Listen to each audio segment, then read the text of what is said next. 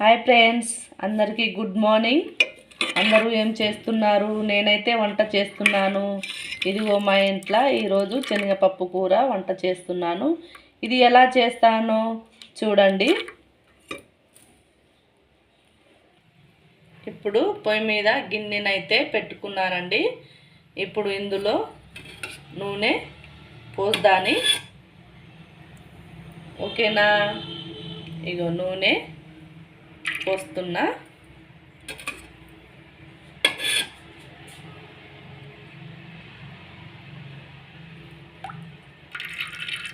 ఇలా నూనె పోసాను.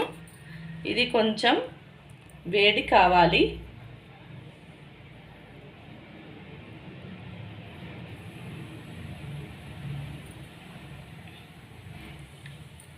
వేడి అవుతుంది. ఇప్పుడు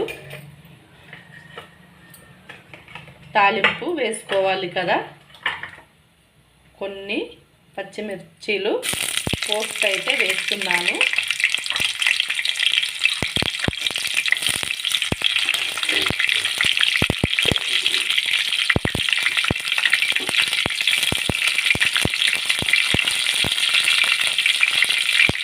ఇలా పచ్చిమిర్చీలు అయితే వేసాను. ఇవైతే గోలాలి. నెక్స్ట్ ఉల్లిపాయలు వేస్తున్నాను.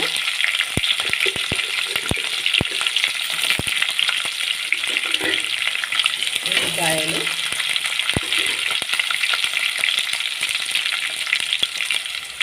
తర్వాత అల్లం వెల్లిపాయ మన ఇంట్లో నూరుకోవాలండి. ఇది అల్లం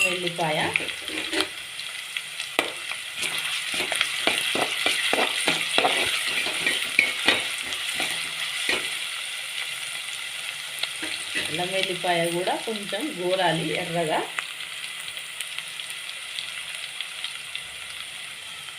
తర్వాత ఇప్పుడు మనం ఉడకబెట్టుకున్న పప్పు అయితే వేస్తున్నాను ఇందులో. ఇలా ఉడకబెట్టుకున్న పప్పు వేసాను. ఇది కూడా కొంచెం ఎర్రగా నూనెలో గోలాలి. ఇప్పుడు ఇది ఎర్రగా కొంచెం పప్పు నూనెలో గోలాలి. ఇప్పుడు మూత పెట్టేసుకుందాం. ఇప్పుడు పప్పుని చూద్దాం.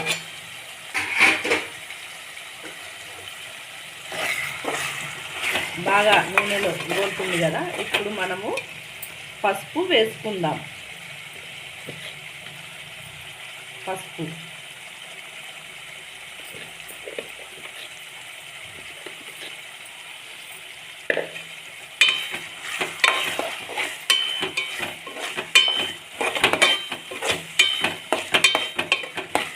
అయితే వేసుకున్నాం కదా. ఇప్పుడు ఇందులోనే టమాటా ముక్కలు వేసుకుందాం.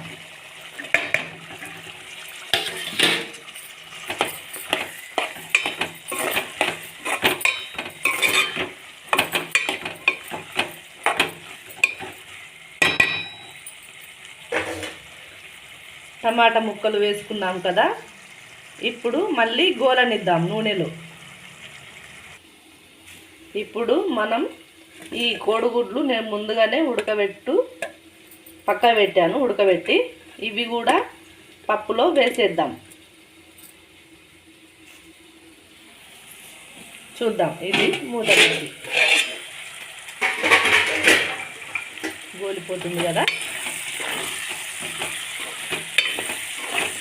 ఇప్పుడు ఇందులోనే మనం ఉడకబెట్టుకున్న కోడిగుడ్లకైతే ఘాట్లు అయితే పెట్టేసుకుందాం. ఇప్పుడు ఈ కోడిగుడ్లకు ఇలా మాత్రం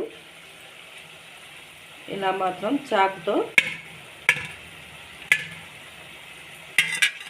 ఘాట్లు పెట్టేస్తాను.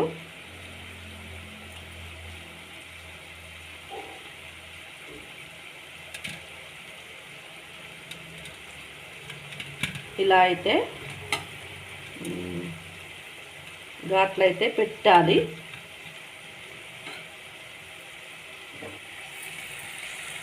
ఇప్పుడు ఇందులో వేసుకుందాము కోడిగుడ్లు.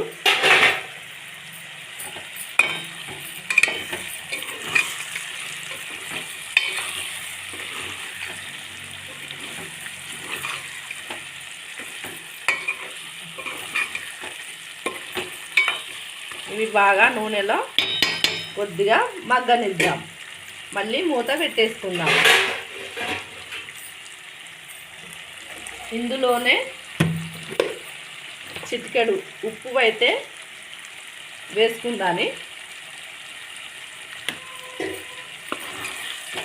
ఎందుకంటే ఈ కోడిగుడ్లకు ఉప్పు బాగా పడుతుంది. అలాగే కాసేపు మూతనైతే పెట్టేసుకుందాని, నూనెలో కొంచెం గోలిపోతాయి కదా. ఇప్పుడు మళ్ళీ మూత తీసి చూద్దాం.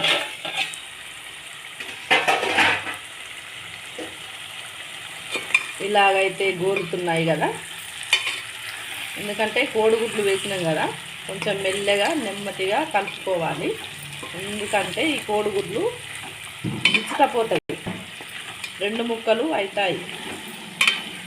కాబట్టి ఈ కోడిగుడ్లు ఇలాగనే ఉండాలి అంటే కొంచెం నిమ్మలంగా కలుపుకోవాలి. ఇప్పుడు ఇందులోనే మనం కారం కూడా వేసుకుందాం. కారం వేస్తున్నాను. కారం అయితే వేసాను 2 చెంచాలు కారం వేసాను కదా. ఇప్పుడు మళ్ళీ ఉప్పు, దీనికి తగ్గట్టుగా ఉప్పు, కారం, ఉప్పు కారం మనం ఎంత తింటామో అంత అయితే వేసుకోవాలి. ఎక్కువగా వేసుకోవద్దు. మనం కారం ఎక్కువైనా మనం తినం కదా, కారం అవుతుంది కదా. తగినంత కారం వేసుకొని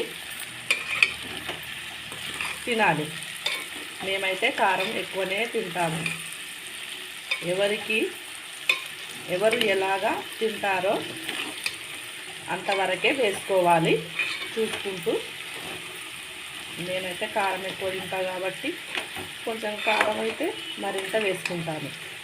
ఓకేనా. ఇప్పుడు ఇందులో నీళ్లు పోసుకుందాం. ఇప్పుడు ఇందులో మనమైతే నీళ్ళైతే వేస్తున్నాను. ఒక గ్లాస్ అయితే పోస్తున్నాను. కొంచెం నాకైతే ఇట్లా గ్రేవీలా ఉండడం అయితే నాకు చాలా ఇష్టం. మా భాషలో చోర్వా అంటాను, కొంతమంది గ్రేవీ అంటారు. కొంచెం చిక్కగా ఉడకాలి. ఇది ఉడికేదాకా వెయిటింగ్ చేద్దాం. ఓకేనా ఫ్రెండ్స్, చూద్దాం. మళ్ళీ మూత పెట్టేసుకుందాం. ఇప్పుడు కూర ఉడికిందా లేదా చూద్దాం.